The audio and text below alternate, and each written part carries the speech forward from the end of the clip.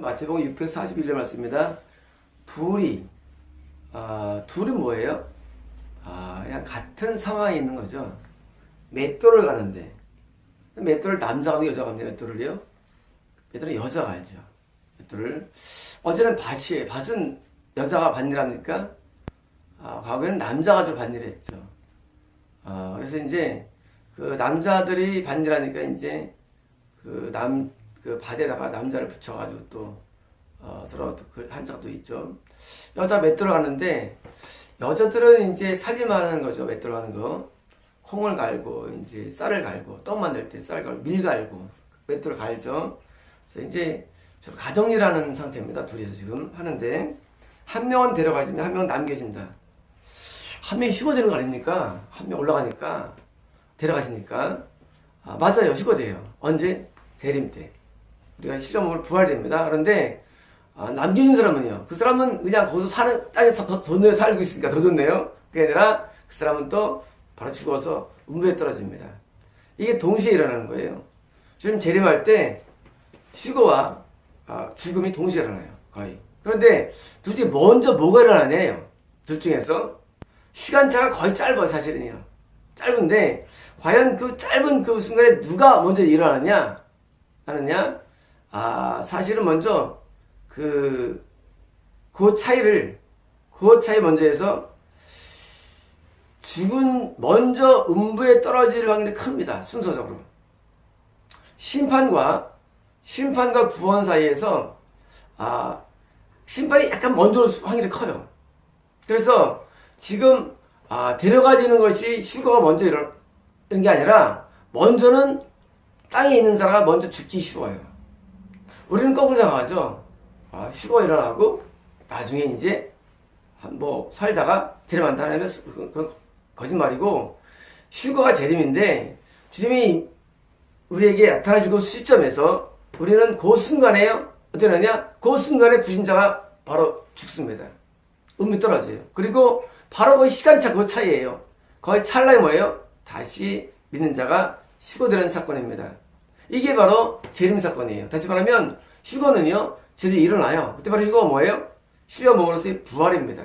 그 부활이 일어나는데 그때 말하는 게 이거예요. 그래서 우리는 생각할 때 한 명은 데려가시며 남겨지는 거 뭐예요? 남겨지니까 뭐예요? 땅에 잘 사는구나. 거봐 쉬고 있어 라고 이런 말씀을 가지고 말하는데 그건 완전히 오번역입니다. 잘못 생각하는 거예요. 여러분 먼저 믿는 자가 휴거된 다음에 이 땅에 살다가 또 데려가는 그런 게 아니래도요. 시간차가 없습니다. 여러분 이 시간차가 거의 없어요. 말씀드렸죠. 영계의 진입이 거의 시간대인데 이 총 시간이 1시간 걸릴지 모릅니다. 하지만 제가 볼 때는 시간대예요. 날도 아니에요. 이런 진입이 거의 순식간에 일어납니다. 이것이요. 우리말로도 눈 깜짝해서 일어납니다. 그런데 그 중에서 굳이 따지자면 아마 먼저 지옥으로 보내지 않을 생각됩니다. 그럼 왜 그럴까요? 왜 이렇게 순서가 심판이 먼저일까요? 라는 거예요.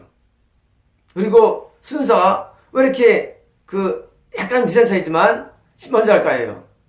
자, 노아 방주가 비가 막 내릴 때 어떻습니까? 비가 막 내릴 때 어떻게 해요? 그때 이제 방주 안쪽에서 먼저 죽게 되죠. 그리고 이제 그 다음에 노아 방주가 뜨게 되죠. 보통 항상 심판 먼저고요. 그 다음에 이제 찰나지만 그 다음에 구원이 증명되는 거예요. 롯이 위협으로 떨어지죠. 물론 문제 나왔죠. 하지만 거의 나중에 소알선에서 또 빛이 또 한번 또 가죠. 소알이 불안하니까. 항상 심판이 먼저입니다. 심판이. 그래서 살다가도요. 믿는 자들이 심판을 당하는데 지진이 막 일어나고 위에서 하나님께서 우리를 치실 때가 있죠. 국가적으로 개인적으로 칠 때요. 먼저 친다는 거예요. 그 다음에 믿는 자 참된 자가 그때 복을 받는 게 순서적이에요. 항상 순서가 먼저 때리는 하나님께서는요. 그래서 심판과 구원이라는 두 가지가 동발적으로 일어나는데 항상 심판 우선이에요. 하나님께서 심판을 먼저 해요. 그 다음에 구원자가 복을 받는 게 나중에 보여주는 거예요. 그러면 왜 그러네요? 이런 거예요. 만약에 훅을 먼저 보여주면 그 나머지 사람들이 그걸 보고 물론 찰나적이지만 미래하면 진짜였냐 하고 그때 깨달을 거예요. 그쵸? 깨달을 거 아닙니까? 내가 지금 불신자예요? 먼저 실험하면 부활을 해. 여러분, 이런 기회를 안 줘요. 이런 기회도 안 주는 거예요, 심판자한테. 이런 약간의 회개할 마음도 안 줘요. 기회도 안 줘. 여러분, 기회를 없애게 한 거예요. 하나님의 심판은요, 기회조차 없어요. 기회조차. 물론 그 기회는요, 회개할 기회가 아니지만은 그런 마음도 없어요. 그냥 하나님께서는 심판은요, 여러분, 이 하나님의 심판은요, 그냥 쉽게 말하면 거의 무자비합니다.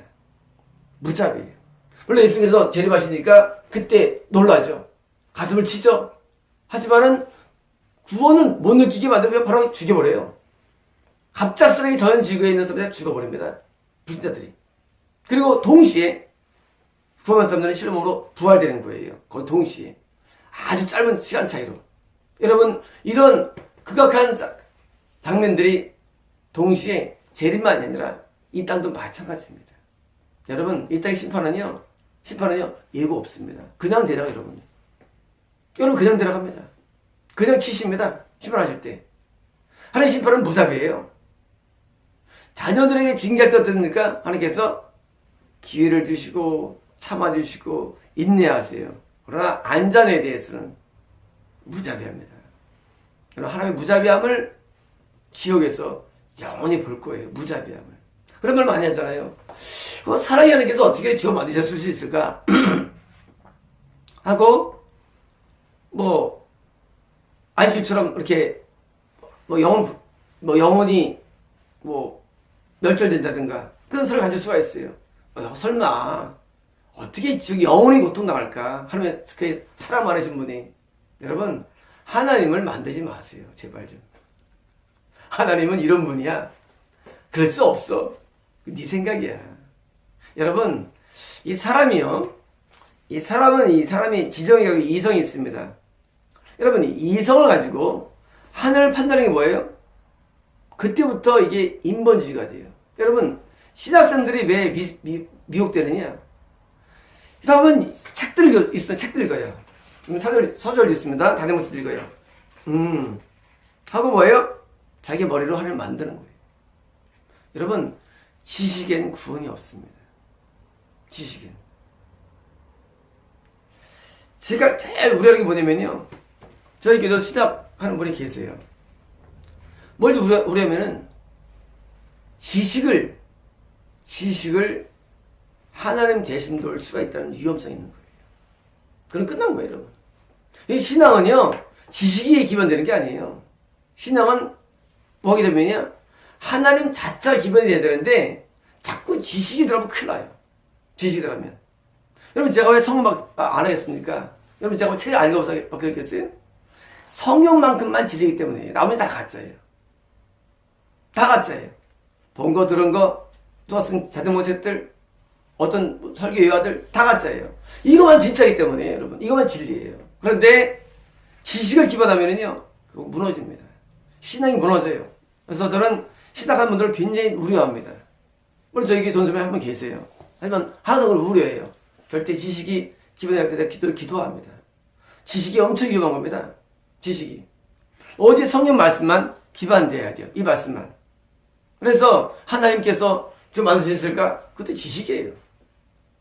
여기 지식 아닙니까? 하늘 규명하는 거 지식이에요. 여러분 저를 규명할 수 있겠어요?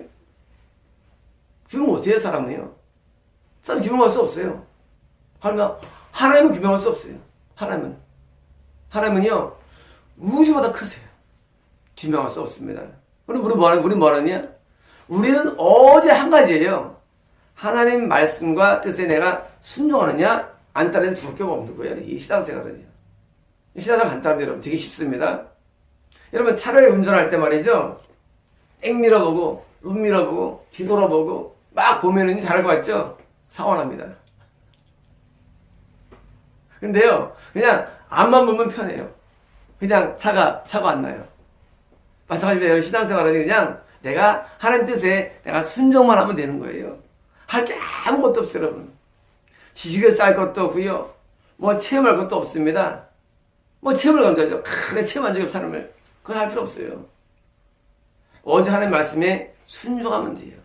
여러분 성경 말씀은요. 순종을 위해 주신 말씀이지 뭘 깨달아 주신 말씀이 아니에요. 여러분 깨달으면 뭐합니까? 도 닦으면 돼. 도 닦으면 부처처럼. 여러분 도 닦는 거요. 의미 없어요. 깨달으면 뭐 할 거예요? 순종이 중요하지. 그렇잖아요.